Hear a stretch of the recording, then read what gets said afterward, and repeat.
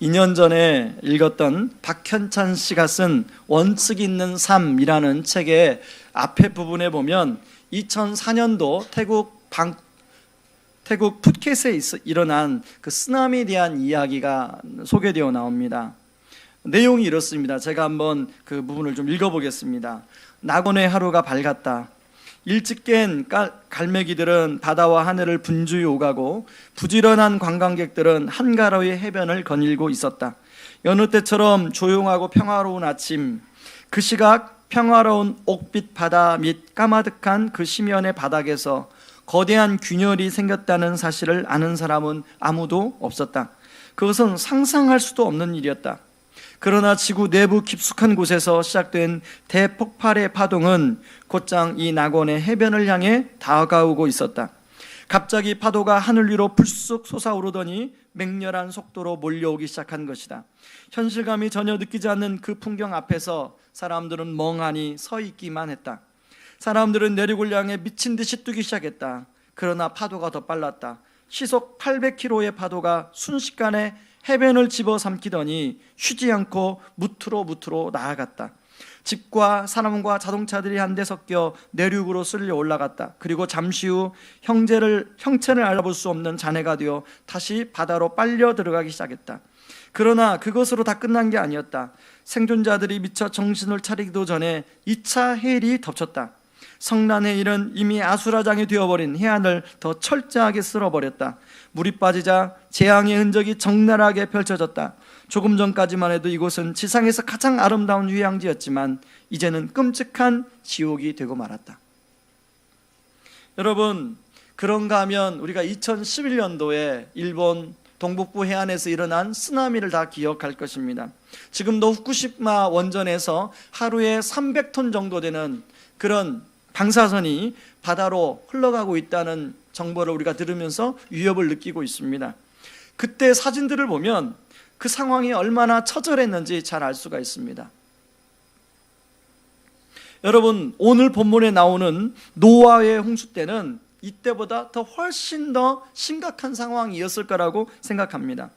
11절에 보면요, 땅의 기품의 샘들이 터지고 하늘의 창문들이 열렸으며 40주야를 비가 내렸다라고 얘기하고 있습니다. 그런 상태에서 150일 동안 물이 땅에 넘친 상태에서 있었고, 그리고 물이 줄어들기까지 150일이라는 시간이 걸렸다고 나옵니다. 그 결과 성경은 뭐라고 이야기하냐면 땅 위에 움직이는 모든 생물은 다 죽었다고 나옵니다. 그게 21절, 22절, 23절인데요. 같이 한번 읽어봅니다. 땅 위에 움직이는 생물이 다 죽었으니 곧 새와 가축과 들짐승과 땅에 기는 모든 것과 모든 사람이라 육지에 있어 그 코에 생명의 근이 숨이 있는 것은 다 죽었더라. 지면의 모든 생물을 쓸어버리시니 곧 사람과 가축과 기는 것과 공중의 새까지라. 이들은 땅에서 쓸어버림을 당하였으되. 여러분, 물이 가장 높은 산보다 15규빗, 약 7m 정도 물이 더 찼다고 성경은 기록하고 있습니다. 그러니까 물이 그만큼 온 세상을 다 덮고 150일, 300일 동안 있었기 때문에 생물이 살아날 수가 없었어요. 한 가지 특이한 점은 노아의 홍수 사건을 7장을 잘 보면 이 노아의 홍수 사건을 굉장히 정확한 날짜, 시간을 기록하고 있다는 것입니다. 예를 들면 노아가 방주에 들어간 7일 후에 홍수가 나기 시작했는데 그 날짜가 노아가 600세 되던 해 2월 17일이라는 것입니다. 그리고 물이 마른 것이 601세 되던 1월 1일 날 물이 다 말랐다고 나옵니다. 그리고 그로부터 47일이 지난 1년만 방주에 들어간 지 딱 1년 만에 이제 601년 2월 17일 노아가 방주에서 나왔다라고 기록하고 있습니다. 이렇게 노아의 홍수를 구체적인 데이터를 가지고 자세하게 정확하게 기록한 것은 노아의 홍수가 하나의 그 풍문으로 떠도는 이야기가 아니라 실제 역사적 사건이라는 것을 보여줍니다. 다시 말해서 하나님은 창세기 6장 6절에서 말씀하신 대로 노아와 노아의 가족만을 빼고 세상을 다 물로 심판하겠다고 하신 말씀대로 세상을 그렇게 심판하셨다는 거예요. 이것은 단순한 노아의 홍수로 세상을 심판하겠다는 게 단순한 경고가 아니라 실제로 그 심판이 이루어졌다는 것입니다. 그리고 그 가운데 오직 노아와 노아의 가족만 살아남았다고 성경은 기록하고 있습니다. 그 이유를 창세기 6장 8절은 노아가 여호와께 은혜를 입었더라 이렇게 기록하고 있습니다. 문제는요, 노아 시대를 살았던 사람들처럼 우리도 지금 종말의 시대를 살아가고 있다는 것입니다. 베드로후서 3장 10절에는 이렇게 기록합니다. 그러나 주의 날이 도적같이 오리니 그날에는 하늘이 큰 소리로 떠나가고 체질이 뜨거운 불에 풀어지고 땅과 그 중에 있는 모든 일이 다 드러나리로다. 다만 종말의 때가 점점 다가오고 있는데 아직까지 종말이 오지 않은 것은 하나님의 자비하심으로 우리가 회개하고 돌아오기를 기다리시는 하나님의 그런 사랑 때문에 지금 종말의 때가 아직 다가오고 있지 않다는 겁니다. 그걸 베드로후서 3장 9절에 이렇게 얘기합니다. 주의 약속은 어떤 이들이 더디다고 생각하는 것 같이 더딘 것이 아니라 오직 주께서는 너희를 대하여 오래 참으사 아무도 멸망하지 아니하고 다 회개하기에 이르기를 원하시느니라. 그러므로 오늘 우리가 읽은 노아의 홍수는 종말의 시대를 살아가고 있는 우리에게 아주 따끔한 경고를 해주고 있는 말씀이라는 거예요. 한편으로는 하나님께서는 그런 노아의 홍수 사건 속에서 노아 이야기를 통하여 우리가 어떻게 종말의 시대를 살아가면서 하나님께 은혜를 입을 것인가를 보여주고 있다는 사실입니다. 다시 말해 하나님의 근본적인 마음은 세상을 심판하고 우리를 심판하기보다는 그런 세상의 심판 가운데서 우리가 은혜를 입고 우리가 구원받기를 원하시는 하나님의 심정이 담겨져 있다는 거예요. 저는 그래서 오늘 말씀을 통해서 어떻게 하면 우리가 노아처럼 하나님의 은혜를 입는 사람이 될 것인가, 이 종말의 때, 이 종말의 시대를 살아가면서 어떻게 하면 우리가 하나님의 은혜를 입는 사람이 될 것인가를 함께 좀 생각해 보려고 합니다. 그 첫 번째는 의로움이라는 거예요. 노아는 의로움의 사람이었습니다. 창세기 6장에 살펴본 것처럼 노아의 시대는 음란과 폭력이 난무하는 시대였어요. 6장 5절은 사람의 죄악이 세상에 가득함과 그의 마음에 생각하는 모든 계획이 항상 악할 뿐임을 보셨다고 나와요. 그리고 11절은 온 땅이 하나님 앞에 부패하여 포악함이 가득하였다라고 성경은 기록하고 있습니다. 그런데 그런 시대에 노아에 대해서는 오늘 7장 1절에서 내 앞에 의로움을 보았다라고 이야기합니다. 그리고 6장 9절에도 노아는 의인이요 당대의 완전한 자라. 그리고 히브리서 11장 7절에도 같이 한번 읽어봅니다. 시작. 믿음으로 노아는 아직 보이지 않는 일에 경고하심을 받아 경유함으로 방주를 준비하여 그 집을 구원하였으니 이로 말미암아 세상을 정죄하고 믿음을 따르는 의의 상속자가 되었느니라. 노아가 의의 상속자가 되었다고 이야기합니다. 창세기에서만 그런 것이 아니라 성경 모든 부분에서 노아를 의로운 사람이다 이렇게 이야기하고 있습니다. 그렇다면 노아의 의로움의 실체는 무엇인가? 분명히 우리가 알다시피 로마서 3장 10절에 의하면 기록된 바 의인은 없나니 하나도 없다고 그랬어요. 정말로 이 로마서 말하는 그런 의인이었나? 로마서 3장 10절에 하면 그런 의인은 아니었어요. 왜? 그런 의인은 하나도 없기 때문에. 완전한 의인은 세상에 하나도 없어요. 여러분, 노아가 이제 9장에 가면 이제 포도주를 마시고 실수하는 사건이 나옵니다. 그런 걸 보면 노아는 완벽한 의인은 아닌 것 같아요. 그렇다면 이 노아의 의로움의 실체는 무엇일까? 저는 이 본문을 계속 묵상하다가 노아의 의로움의 실체의 단서를 제가 발견했습니다. 노아는 당대 사람들과 생각하고 행동하는 기준이 달랐던 사람이. 당대의 사람들은 자신에게 얼마나 이것이 이익이 되고 얼마나 손해가 되느냐에 따라서 이익이 되면 무엇이든지 했던 사람이었던가 하면 노아는 하나님의 말씀이 그의 생각과 삶의 기준이 되었던 것을 볼 수가 있어요. 창세기 6장 22절에도 하나님이 자기의 명하신 대로 다 준행하였더라. 7장 5절에도 노아가 여호와께서 자기의 명하신 대로, 9절에도 하나님이 노아에게 명하신 대로, 다시 말해서 노아의 생각과 삶의 기준의 가치는 하나님의 말씀을 근거로 하고 있더라는 것입니다. 마찬가지로 우리가 어떤 행동과 결정을 내리는 기준 역시 하나님의 말씀이 된다는 것을 우리가 여기서 발견할 수 있습니다. 세상의 가치와 기준을 따라가면 안 된다는 거예요. 실제로 제가 전에 섬기던 교회 한 성도님은 자녀를 좋은 학군에 있는 학교에 보내고 싶어서 친척집에 주소를 옮겼어요. 그리고 그 학교에 보냈습니다. 그런데요, 이 집사님이 나중에 하나님의 은혜를 알고 믿음이 들어가고 이제 말씀이 들어가기 시작하니까 이 집사님이 깨닫기 시작했어요. 아, 우리 자녀를 좋은 학군에, 좋은 학교에 입학을 시켰는데 이게 잘못됐구나. 그래서 다시 결단을 하고 그 자녀에게 이해를 시키고 설득을 시켜서 다시 집 가까운 데로 전학을 시켰습니다.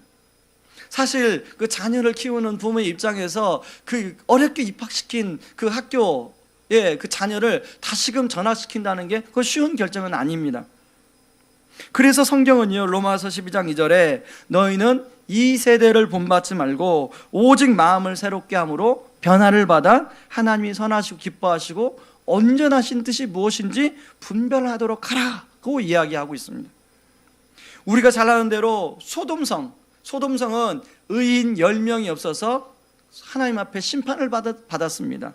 여러분 창세기 18장 32절을 같이 한번 읽어볼까요? 아브라함이 또 이르되 주는 노하지 마옵소서 내가 이번만 더 아뢰리이다. 거기서 심령을 찾으시면 어찌하려 하시나이까. 이르시되 내가 심령으로 말미암아 멸망치 아니하리라. 제가 볼 때는요, 소돔성은 의인 한 사람만 있어도 멸망하지 않았을 거예요. 그게 하나님의 마음이. 지금도 하나님은 이 시대에 의인을 찾고 있습니다. 그동안 우리가 함께 기도했던 하늘빛교회 왕재천 목사님 그 사모님은 그런 면에서 저는 의인의 반열에 드는 분이 아닌가 그런 생각을 해봅니다. 하늘빛교회는 2010년 3월 1일에 창립을 했습니다. 창립 예배를 드려서 아마 오늘이 창립 4주년이 되는 주일일 거예요. 제 사모님이 교회 창립하고 얼마 안 돼서 암이 발견이 되었습니다. 그리고 이제 암이 발견되니까 수술을 받고 항암 치료 받고 방사선 치료를 받았는데 이제 어느 정도 몸이 좀 회복되었을 때 이제 저와 제 집사람이 목사님하고 사모님을 좀 바람을 쐬어주고 싶어서 저도 한 번도 안 가본 갑자기 또 그 지역이 생각이 안 나네요. 그 가평에 가면 그 좋은 데가 있죠. 남이섬. 그 남이섬을 한번 모시고 갔습니다. 네. 그런데요, 갑자기 갓난 아기를 안고 왔어요. 남이섬을 모시고 왔는데 사모님이 이렇게 갓난 아기를 데리고 왔어요. 누구 아기냐 물어보니까 자기 교회 성도님 가운데 이제 아기를 낳는데 그 산후 우울증인지 모르지만 극심한 우울증이 찾아온 성도님이 계시다는 거예요. 여러분, 우울증이 극심하게 찾아오면 잘못하면 그 무의식 중에 아기를 해칠 수도 있지 않습니까? 그럴 수 있다는 거예요. 그런 판단이 들어서 목사님하고 사모님이 그 아기를 우울증이 치료될 때까지 키워주기로 했다는 거예요. 그냥 이게 데려다 주고 데려오는 게 아니라 아예 자기 집에서 키워주기로 했다는 거예요. 그날 남이섬에 가는데 그 아기를 그래서 안고 왔더라고요. 제가 알기로는 한 1년 이상을 아기를 키운 것 같아요. 그게 참 쉽지 않잖아요. 지금 몸이 성치 않고 계속 암 투병을 해보신 분, 또 가족 중에 해보신 분 알겠지만 그 암은 한 5년 정도 돼야 완치가 되지 않습니까? 건강을 자신할 수 있는데 쉽지 않은 거예요. 몸이 좀 이제 그러다가 조금 몸이 안 좋아지면 다시 아기를 아마 또 맡겼던 것 같아요, 부모님께. 그러다가 좀 몸이 회복되면 또 아기를 데려오고. 저희가 만날 때마다 사모님 그러시면 안 됩니다. 지금 사모님 몸을 생각하셔야죠. 사모님 지금 그럴 때가 아닙니다. 그러면요 뭐라고 말씀하시냐면, 아니에요 목사님, 저는요 이 아기가 빵긋 웃어주는 것이 저한테 큰 힘이 돼요. 오히려 제가 항암을 하는데, 투병을 하는데 오히려 저에게 힘이 됩니다. 아무튼 목사님이나 사모님은 워낙 그런 부분에 완고집이에요. 완고집. 진짜 여러 번 제가 만류했거든요. 저도 만류하고 집사람도 만류하고. 그러다 보니까 이제 그 교회 장으로 예배를 드렸는데, 아직 저는 아직 어제 말씀을 준비하느라고 아직 장례식장에 못 갔습니다. 이제 오늘 2시에 입관 예배를 인도하러 제가 가야 되는데, 제가 갔던 분의 얘기를 들어보니까 성도들이 가득해서 그 사모님을 위로해주는 그 위로 예배를, 그 성도님들 가득해서 예배를 드리고 있더라는 거예요. 여러분, 우리가 살고 있는 시대에 노아의 때와 비슷합니다. 세상은 점점 악하고 타락해 가고 있습니다. 그래서 하나님은 노아와 같은 그런 말씀을 기준으로 해서 살아가는 그런 의로운 사람을 찾고 있다는 거예요. 저와 여러분이 그런 의로운 사람이 되기를 바랍니다. 그런가 하면 어떻게 하나님의 은혜를 입는 사람이 될 것인가? 두 번째는 노아는 기다림의 사람이었다는 거예요. 창세기 7장 11절은 노아의 홍수가 시작되는 날짜를 정확하게 기록하고 있습니다. 이것이 물론 역사적 사건이라는 것을 보여주는 의미도 있지만, 두 번째 더 중요한 또 다른 의미가 있습니다. 노아가 600세 되던 해에는 노아의 할아버지 무두셀라가 죽었던 해입니다. 지난번에 말씀드린 것처럼 무두셀라는 하나님이 세상을 심판하리라는 메시지가 담겨져 있다고 말씀을 드렸습니다. 그리고 이 600세 될 때는 노아의 120년 동안 방주를 지었던 대공사가 마무리되던 해였습니다. 노아 입장에서 120년 동안 방주를 지으면서 지난주 말씀드린 것처럼 수많은 사람들에게 비난과 또 협박을 당했을 거예요. 조롱을 당했을 거예요. 어떤 사람은 위협을 했을지도 몰라요. 그렇게 어려움이 있을 때마다 노아가 무슨 생각을 했겠습니까? 그래, 이제 정말 하나님의 심판이 시작되는 그날, 우리가 구원받는 그날, 그 약속이 현실이 되는 그날을 기다리지 않았겠습니까? 그래서 노아는 결국은 120년을 방주를 지으면서 기다린 결과 노아와 노아의 가족이 구원을 받았어요. 그리고 그렇게 기다리던 방주를 탔습니다. 그런데요, 여러분, 혹시 바다에서 그 배를 타 보신 경험이 있으신 분들은 이 배멀미가 얼마나 지독한지는 아실 거예요. 여러분, 노아가 이 방주를 1년 이상 타고 있었는데요, 여러분, 온 세상이 물에 잠겼으니까 그게 얼마나 출렁거리겠습니까? 그 방주가. 아마 그 안에서 그 1년 살아가는 것이, 1년 이상 살아가는 것이 만만치 않았을 거예요. 그것도 좋은 날씨가 아니어서 40주야로 비가 내렸어요. 그래서요, 노아는 하루라도 빨리 홍수가 끝나고 방주에서 나가기를 바랬던 것 같습니다. 그런 흔적들이요, 성경에 8장에 보면 나오는 8장 4절에 보면 노아가 홍수가 시작되고 7개월이 되었을 때 아라랏산에 방주를 정박시킵니다. 그러니까 출렁거리는 것보다도 정박하는 게 훨씬 흔들리지 않으니까 정박시킵니다. 그리고 10개월 1일째 되는 날에 물이 줄어들어 산봉우리가 보이기 시작하자 40일 기다렸다가 창문을 열고 까마귀를 내보냅니다. 이 까마귀는 은혜를 모르는 거예요. 날아갔는데 안 돌아와요. 그리고 다시 비둘기를 내보냅니다. 근데 비둘기가 발붙일 것을 발견하지 못하여 방주로 다시 돌아왔어요. 그리고 또 7일을 기다렸다가 다시 비둘기를 방주에서 내보냅니다. 그랬더니 감람나무 새 잎을 물고 와요. 이 감람나무 새 잎은 감람나무가 이제 죽었다가 다시 자라서 새 잎이 나기 시작했다는 거 아니겠습니까? 그리고 노아가 또 7일을 기다렸다가 다시 비둘기를 보내. 비둘기가 돌아오지 않습니다.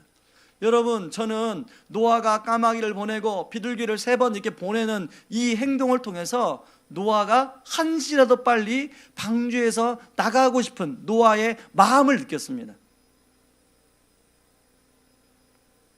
아마 까마귀나 비둘기처럼 노아도 나가고 싶었을 거예요. 그리고 노아는 601년 1월 1일에 땅 위에서 물이 거친 것을 이제 창문을 열고 보았습니다.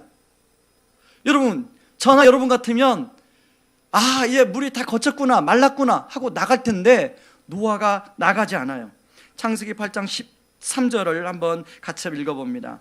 601년 첫째 달 곧 그날 초하룻 날에 땅 위에서 물이 거친지라 노아가 방주 뚜껑을 제치고 본즉 지면에서 물이 거쳤더니.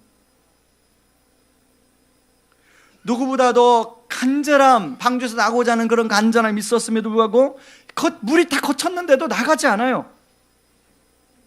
무려 47회를 더 기다리고 있습니다. 14절에 보니까 둘째 날 21의 날에 땅이 말랐더라. 그리고 17절에 하나님이 노아에게 말해요. 너와 함께한 모든 혈육 있는 생물 곧 새와 가축과 땅에 기는 모든 것을 다 이끌어내라. 이것들이 땅에서 생육하고 번성하라 하심에 노아가 그 아들들과 그의 아내와 그 며느리들과 함께 나왔고. 여러분, 이 땅이 다 마르고 나서 47일이 가장 힘들었을 것 같아요. 제가 볼 때는. 여러분이 생각할 때 그렇지 않을까요? 노아가 땅이 다 마른 걸 봤어요. 그 47일, 하나님의 이제 명령이 떨어지는 47일 기다리는 게 진짜 힘들었을 것 같아요.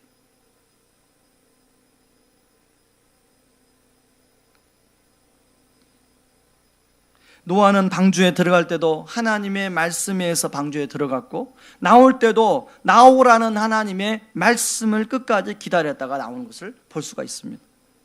그야말로 노아는 기다림의 사람이었어요.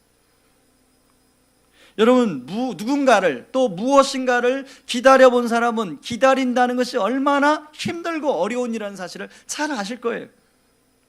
특히 눈에 다 보이는데 하나님의 때까지 기다린다는 건 정말 쉽지 않아요. 내가 눈에 다 보여서 내가 손만 뻗치면 그걸 할 수 있을 것 같은데 하나님의 때를 기다린다는 게 쉽지 않습니다. 대학생 때 제가 훈련받던 CCC는요, 그 이성교제를 4학년 2학기 때 허락을 합니다. 왜냐하면 4학년 2학기가 되기 전에 그 허락을 하게 되면 이제 이성교제 하느라고 제대로 훈련에 집중하지 못한다고 이제 4학년 2학기, 그러니까 남자 나이 군대 갔다 와서 26살 제 2학기 그때 허락하는 거예요. 그때까지는 아무리 좋아하는 자매가 있고 아무리 좋아하는 형제가 있어도 참아야 되는 거예요. 그런데요, 제가 군대에서 이제 제대하고 학교에 딱 복학했는데 마음에 드는 그 여인이 있는 거예요.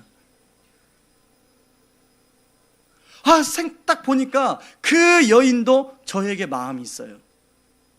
서로 마음이 있는 거예요. 어느 정도까지 마음이 있냐면 주변의 사람들이 저 자매가 당신한테 마음이 있는 것 같아요. 빨리 만나보세요. 할 정도까지 마음이 있는 걸 확인했어요. 자, 그런데 어떨까요? 4학년 2학기 제가 뭐라고 기도했냐면, 하나님 4학년 2학기까지 저 자매의 마음이 변심이 없으면 저 자매와 제가 교제하도록 하겠습니다. 그러나 4학년 2학기까지 둘 다 못 기다리면 하나님 뜻이 아닐까라고 생각합니다. 그랬더니요, 그 자매가 4학년, 그 자매는 CCC가 아니었거든요. 그러니까 그 자매는 보니까 제 순원하고 결혼했어요.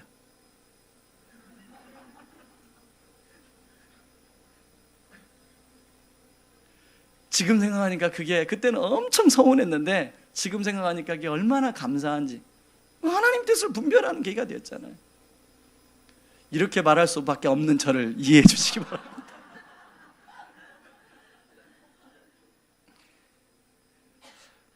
여러분, 이 기다린다는 게 참 쉬운 일이 아니에요. 아마 기다려보신 분은 기다린다는 것만큼 어려운 일이 없다는 걸 아실 것입니다.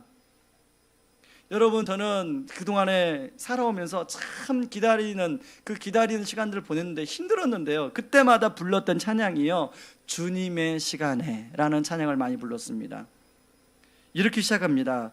주님의 시간에 그의 뜻 이루어지리, 기다려. 아는 같이 불렀습니다. 하루하루 살 동안 주님 인도하시니 주 뜻 이룰 때까지 기다려 그때를 기다려 그때를 그의 뜻 이루어지리 그의 뜻 이루어지리 기다려 주의 뜻 이루어질 때 주의 뜻 이루어질 때 우리들의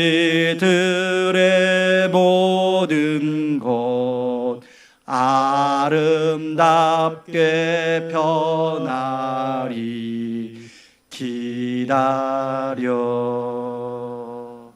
그때는요 이 찬송이 너무 야속하더라고요. 야속하지 않습니까? 기다린 사람한테 이 찬송은 야속한 찬송이에요. 그런데 어떻게? 기다리라는 거예요. 그의 뜻 이룰 때까지 기다리라는 거예요. 아마 이곳에 계신 성도님들도 이런저런 기다림에 놓여있는 성도님들이 계실 거예요. 어떤 분은 우리 집 형편이 펴지기를 기다리는 분이 계실 것이고, 어떤 분은 우리 자녀의 진로의 문이 열리기를 기다리는 분이 계실 것이고, 어떤 분은 사랑하는 사람을 만나기를 기다리는 분이 계실 거예요. 여러분, 지난주에 한 성도님은요 평생 남편이 주님께 돌아오기를 기도했대요. 무려 제자 훈련 받는데요 성경이 3번 찢겼답니다. 한 번은 불태우고 2번은 성경이 찢겼대요. 저는 그분을 보면서 그럼에도 불구하고 남편을 울며 기도했대요. 지금은 남편께서 이제 주일이면 시간이 되시면 함께 예배에 나오신대요. 지금 기도 부탁을 하는데, 목사님 우리 남편이 더 깊이 있는 그런 하나님 사랑할 수 있도록 기도해 주십시오. 그렇게 기도 부탁을 하시더라고요. 여러분, 노아처럼 노력은 하되 끝까지 포기하지 말고 하나님의 뜻과 인도하심을 기다리는 저와 여러분 되기를 바랍니다. 제가 그 당시에 배웠던요, 그 대학생 때 배웠던 그 말이 중에요, 성령보다 기도보다 앞서지 말자라는 말이 있습니다. 그런데 제가 살아보니 성령보다 기도보다 앞서지 않는 게 정말 어렵더라고요. 자꾸 저는 앞서려고 해요. 여러분 어떻습니까? 성령보다 기도보다 앞서지 않습니까? 아니면 앞섭니까? 우리가 그런 의미에서 저를 한번 따라 하시기 바랍니다. 성령보다 기도보다 앞서지 말자. 자, 3번째는 노아가 하나님께 은혜를 입기 위해서 감사함의 사람이었다는 것입니다. 여러분, 노아가 1년 동안 방주에 지내면서 이제 방주에서 나가기만 해봐라, 내가 이것은 꼭 하리라, 가장 먼저 이것을 해보리라, 그런 게 있었을까요? 없었을까요? 아마 여기 그런 걸 경험해 보시면 다 아실 거예요. 여러분, 우리 그 아들들이 이제 군대 가잖아요. 그럼 휴가 나오면 휴가 나오기 전까지 내가 휴가만 나가봐라, 특별히 천주가만 나가봐라, 내가 이걸 먼저 가장 해보리라. 저는요 첫 휴가 나가서 혼자 이 삼겹살을 구워 먹는 게 너무 해보고 싶더라고요.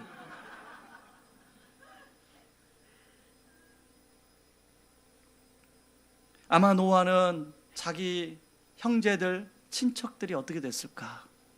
아까 우리 대표 기도하는 노유 집사님이 이산 가족 상봉 기도를 했는데, 보니까 그 사랑하는 북녘 땅에 사는 오빠를 만나면 주려고 선물을 그동안에 모아놓은 거예요. 그 오빠를 만나서 선물을 그 누이 동생이 하나하나 꺼내놓는데 오빠가 버럭 화를 내는 거예요. 너 잘 산다고 나를 다 자랑하려고 하니? 여러분, 누이 동생은요 뭐라고 하니까, 누이 동생이 오빠, 내가 오빠가 살아있기만을 간절히 바라고 오빠를 만나면 주려고 지금까지 내가 모아놓은 거야. 여러분, 노아의 심정이 그런 심정이 아니었을 거예요. 그 친척집, 우리 친척들, 형제들이 어떻게 됐을까? 노아가 궁금하지 않았을까요? 그런데 노아는 다른 것보다도 가장 먼저 하나님 앞에 감사함으로 제단을 쌓고 있더라는 것입니다. 8장 20절에 보니까 노아가 여호와께 제단을 쌓고 모든 정결한 짐승과 모든 정결한 새 중에서 제물을 취하여 번제로 제단에 드렸더니, 성경 최초로 단이라는 단어가 여기에 처음 나옵니다. 단이라는 단어가 한 400번 정도 성경에 나오는데요, 처음으로 등장해요. 다시 말해서 처음으로 여기서 제사가 드려지기 시작하는 거예요. 노아는 방주를 만들도록, 그래서 자기와 자기 가족들을 구원하시고 인류의 그 생명을 다시 시작할 수 있는 은혜를 주신 하나님께 아마 감사의 제사를 드렸을 거예요. 이렇게 감사의 제단을 하나님 앞에 쌓자 21절에 보니까 여호와께서 그 향기를 받으셨다 이렇게 나옵니다.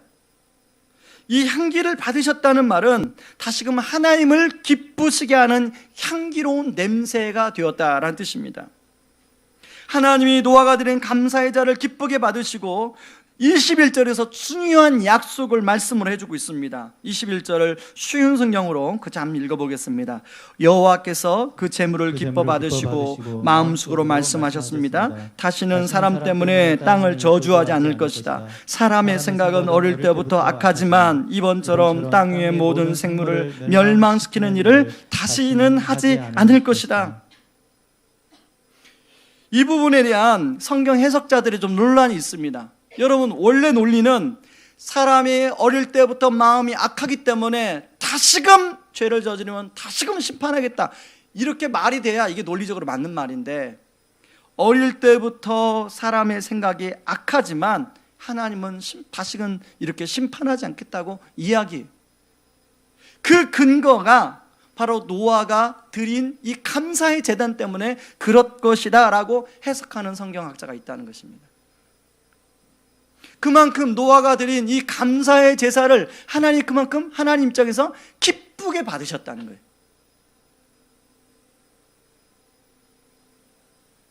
하나님의 마음을 흡족하게 해줬다는 것입니다.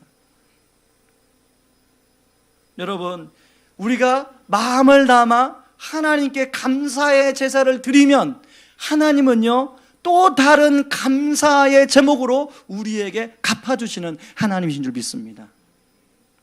그래서 시편 50편 23절에 보면 감사로 제사 드리는 자가 나를 영화롭게 하나니 그의 행위를 옳게 하는 자에게 내가 하나님의 구원을 보이시리라, 이렇게 말씀합니다.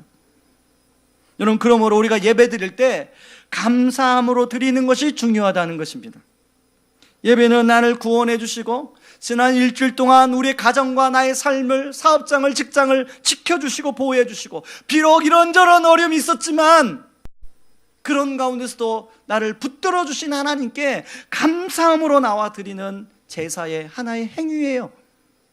그러므로 예배에 나오기 위해서 주일이니까 드린다는 그 의무감, 남들의 시선을 의식해서 드리는 책임감, 그런 예배가 아니라 바로 감사함에서 나오는 그런 하나님 앞에 예배하고 싶어하는 마음, 그 마음으로 우리가 나와야 된다는 것입니다. 헌금도 마찬가지예요. 헌금도 감사함으로 드릴 때 하나님이 기뻐 받으십니다. 최근에 너무 가슴 아픈 얘기를 들었어요. 요즘에 대부분의 교회가 우리 교회처럼 헌금함을 앞에 놓는 교회도 있는가 하면 헌금 주머니를 돌리는 교회가 있습니다. 그런데요, 저는 잘 몰랐는데 헌금함을 앞에 놓는 교회보다 헌금 주머니를 돌리는 교회가 헌금이 훨씬 더 많이 거친다는 거예요. 저도 뭐 그럴 것이라고 알고 있었지만 2배가량 차이가 난다는 거예요. 그래서 이렇게 개척교회 세미나 뭐 이렇게 가면은 헌금함을 앞에 놓지 말고 헌금 주머니를 돌리라고 얘기해 준다는 거예요. 그런데 제가 그 얘기를 들으면서 비록 헌금이 적게 나올지라도 헌금은 그렇게 의무감으로 강요해서 내는 것이 아니라 자원함으로, 감사해서 자원함으로 내는 것이 헌금이라고 저는 생각하기 때문에, 그럼에도 불구하고 저는 헌금함을 앞에다 놓는 것을 택하겠다, 그렇게 생각했습니다. 여러분, 그렇기 때문에 우리 주님은 어려운 가운데서도 드렸던 두 렙돈을 드린 과부를 그 과부의 헌금을 받으신다고 말씀하고 있지 않습니까? 저는 할 수만 있다면 저는 우리 성도님들의 삶에 감사함이 넘치길 바랍니다. 감사할 게 많아가지고 이것도 드리고 싶고 이것도 드리고 싶고 이것도 드리고 싶고 이것도 드리고 싶은 마음이, 저는 그런 마음이 넘치길 바랍니다. 그러면 하나님은 저는 우리 성도님들에게 이것도 주고 싶고 이것도 주고 싶고 이것도 주고 싶고 이것도 주고 싶고 그런 하나님이 아닐까 생각해요. 여러분, 오늘부터 본격적으로 훈련과 다락방이 시작이 됩니다. 훈련이나 다락방 참석도 감사함으로 받으시기 바랍니다. 왕 목사님 사모님이 살아생전에 이제 정신이 좀 분명할 때 그런 말씀을 했어요. 나는 우리 목사님도 우리 아이들도 다 하나님께 의탁했기 때문에 걱정이 되지 않습니다. 다만 내가 미련이 남는 것은 이 땅에서 하나님이 나에게 맡겨주신 사명을 다 완수하고 가지 못하는 것 같아서 마음에 미련이 남아요. 여러분, 이 땅은요, 두 가지 때문에 우리가 존재하는 거예요. 하나는 훈련받기 위함이고 하나는 사명을 감당하기 위해서 이 땅에 우리가 존재하는 거예요. 둘 중에 하나는 하셔야 돼요. 여러분, 훈련은 원래 힘이 들어요. 자신을 부인하는 거기 때문에 대가 지불을 해야 돼요. 그런데 힘이 드는 훈련이지만 그것을 기쁘게 감당하기 위해서 나를 구원해 주시고 자녀 삼아 주신 하나님께 감사함으로 훈련을 잘 받아 하나님, 내가 멋지게 하나님 앞에 쓰임 받고 싶습니다, 이런 마음으로 훈련에 임할 수 있기를 바랍니다. 봉사와 사역도 마찬가지예요. 십자가의 감격과 은혜, 나를 자녀 삼아 주시고 하나님의 은혜로 나를 보호해 주심에 대해서, 지켜주심에 감사하는 마음에서 나오는 봉사와 사역이 되어야 돼요. 감사는 사라지고 의무와 책임, 눈치만 있는 봉사, 그것은 올바른 봉사가 아닙니다. 저는 자주 저와 우리 동역자들에게 묻는 질문이 있습니다. 지금 현재 하고 있는 사역이 정말로 감사하고 행복한가 하는 질문을 스스로에게도 던져보고 우리 동역자들고 순간순간마다 제가 던져볼 때가 많이 있습니다. 그런데 지난주에 한 성도님이 신방을 하는데 그 성도님이 그러시는 거예요. 목사님, 목회가 행복하세요? 그 성도님이 그렇게 물으셨던 이유는 뭐냐면 본인은 조그만 사업장을 운영하시는데 그 일이 너무 행복하시다는 거예요. 손님이 오면 그 손님하고 이렇게 이제 해서 그 자기 일을 해가는 게 너무 기쁘고 행복하다는 거예요. 그분의 표정 속에서 행복한 게 느껴져요. 여러분 한번 질문해 보세요, 스스로. 여러분이 지금 하고 있는 주부든 여러분 다 나름대로 위치가 있을 텐데 내가 정말로 감사하고 행복한가? 자, 옆 사람한테 물어보세요. 집사님, 형제님, 자매님, 지금 감사하고 행복하세요?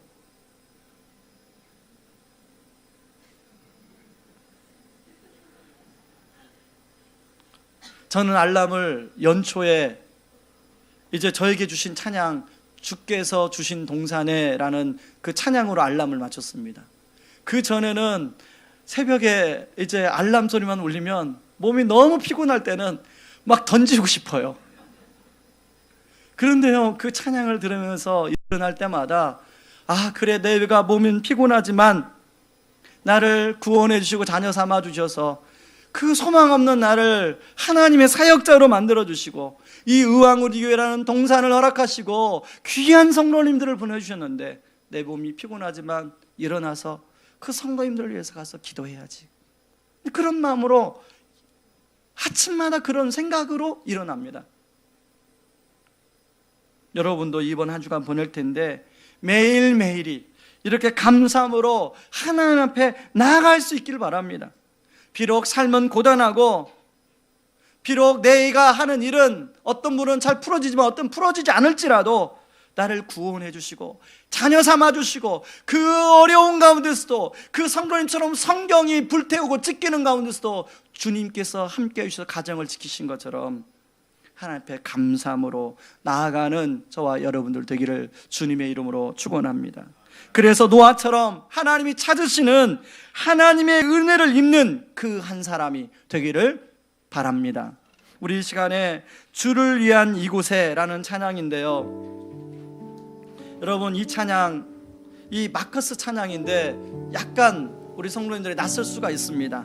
여러분, 앞에 찬양팀이 인도해 주시는 그 찬양을 따라 우리 한번 부를 텐데요, 가사가 너무 좋습니다. 오늘 이 본문하고 이 가사가 너무 잘 연결되는데, 주를 위한 이곳에 예배하는 자들 중에 그가 찾는 이 없어 주님께서 슬퍼하시네. 주님이 찾으시는 그 한 사람, 그 예배자, 내가 그 사람 되길 간절히 주께 예배하네. 주 은혜로 이곳에 서 있네. 주 임재에 엎드려 절하네. 그 어느 것도 난 필요 없네. 주님만 경배해. 주 은혜로 이곳에 서 있네. 주 임재에 엎드려 절하네. 우리 같이 찬양하겠습니다.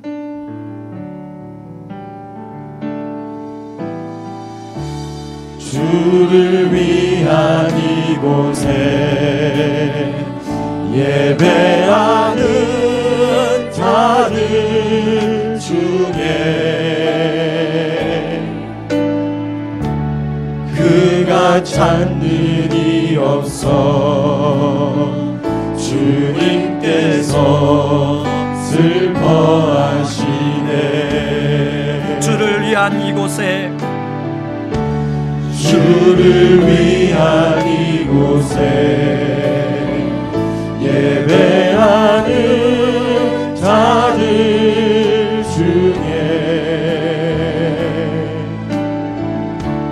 그가 찾는 이 없어 주님께서 슬퍼하시네.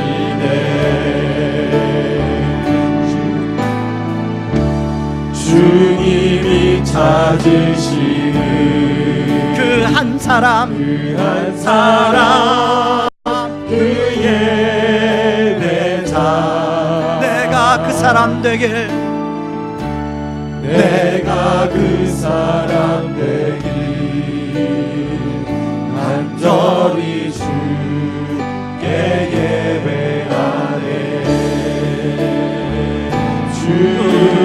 주대로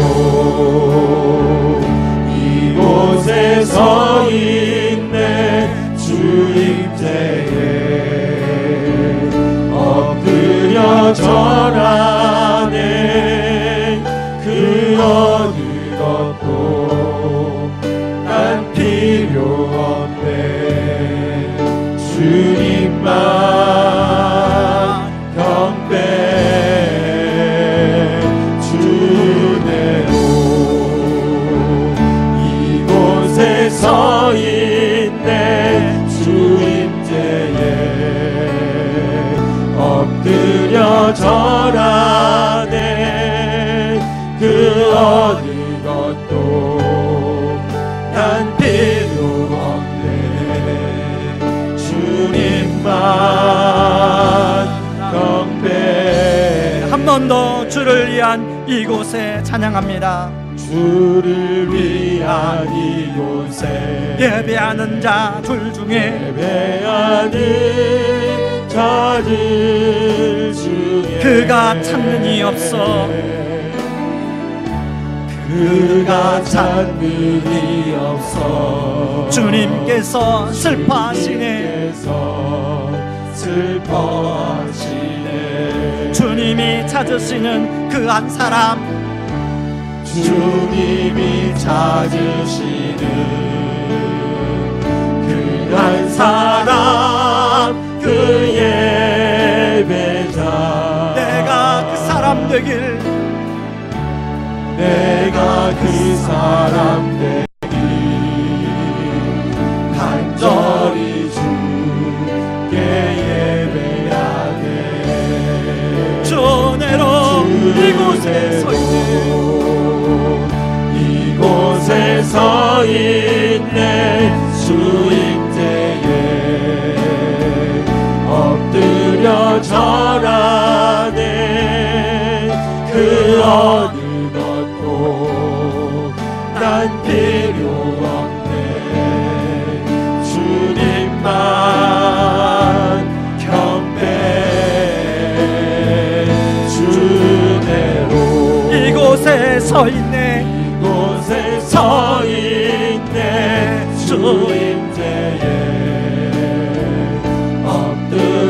절하네. 그 어느 것도 난 필요 없네. 주님만 경배. 우리 이 시간에 한번 기도하기를 원합니다. 하나님은 지금도 노아와 같은 그는 하나님의 은혜를 입는 그 한 사람을 찾고 있습니다. 이 시대도 노아의 시대처럼 그렇게 사람들은 점점 타락으로 치닫고 있는 시대에 살고 있는데, 하나님 아버지, 우리가 하나님이 찾으시는 그 한 사람 되기를 원합니다. 하나님 아버지, 정말 오늘 노아처럼 의로움의 사람이 되게 하여 주시고 기다림의 사람이 되게 하여 주시고 하나님 감사함으로 살아가는 사람이 되게 하여 주시옵소서. 우리 같이 한번 기도하겠습니다. 기도합니다. 고마우신 하나님 아버지, 고맙고 감사합니다. 아버지 하나님, 이 시대는 노아의 시대처럼 우리도 종말의 시대에 살아가고 있습니다. 사람들은 점점 아버지 포악함과 아버지 하나님 죄악을 아버지 세상에 관영하고 있습니다.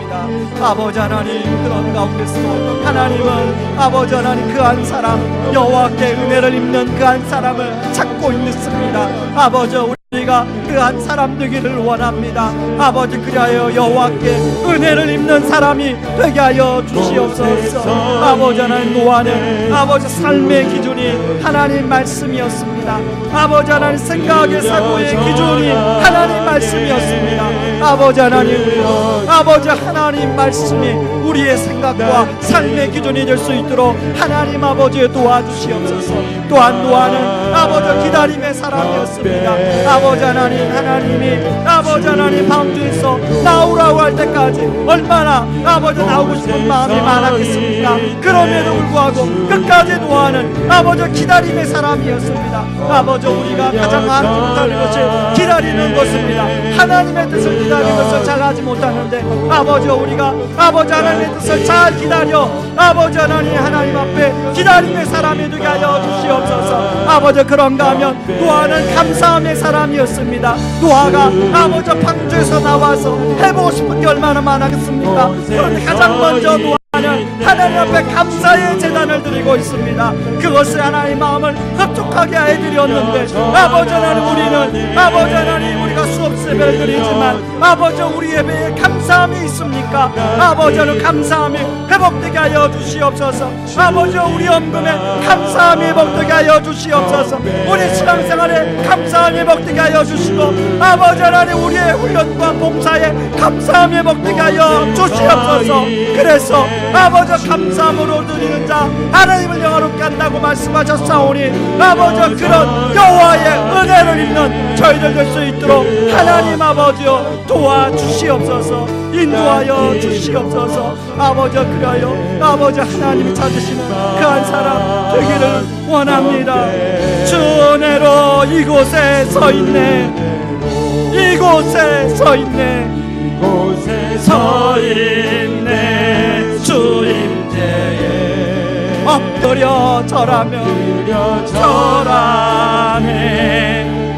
그 어느 것도 난 필요 없네. 주님만 경배. 주 은혜로 이곳에 서 있네. 우리 다 같이 일어서서 찬양하겠습니다. 엎드려 절하네. 그 어느 것도 난 필요 없네.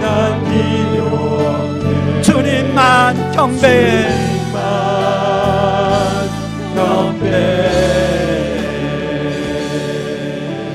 하나님 아버지, 그렇습니다. 하나님은 지금도 노아의 시대처럼 여호와께 은혜를 입는 그 한 사람을 찾고 있습니다. 우리도 똑같이 노아처럼 종말의 시대를 살아가고 있는데, 우리가 여호와께 은혜를 입는 그 한 사람이 될 수 있도록 도와주시옵소서. 아버지, 의로움으로 살았던 노아처럼 하나님 말씀을 우리의 생각과 삶의 기준으로 삼게 하여 주시옵소서. 하나님, 우리가 노아처럼 기다림의 사람이 되게 하여 주시옵소서. 노아처럼 감사함으로 예배드리고, 감사함으로 훈련받고, 감사함으로 봉사하며, 감사함으로 주께 헌금하는 그런 성도님들 되게 하여 주시옵소서. 그래서 여호와께 은혜를 입는 자, 아버지 감사함으로 나가는 자, 하나님을 영화롭게 하신다고 했사오니 우리의 하나님 한 분만을 영화롭게 하는 우리 저희들 되게 하여 주시옵소서. 지금은 우리를 죄에서 구원하시기 위해 자신을 친히 십자가에 내어주신 그 크신 우리 주 그리스도의 은혜와 아들을 내어주면서까지 우리를 사랑하신 하나님의 다함없는 사랑하심과 지금도 우리를 위하여 친히 기도해 주시고 동행하여 주시는 성령님의 은혜가 이 악한 시대의 노아처럼 하나님의 은혜를 입는 그 한 사람이 되기 위해 의로움과 기다림과 감사함으로 살아가기를 원하는 모든 성도님들의 삶 위에 이제로부터 영원까지 항상 함께하기를 주의 이름으로 축원하옵나이다. 아멘.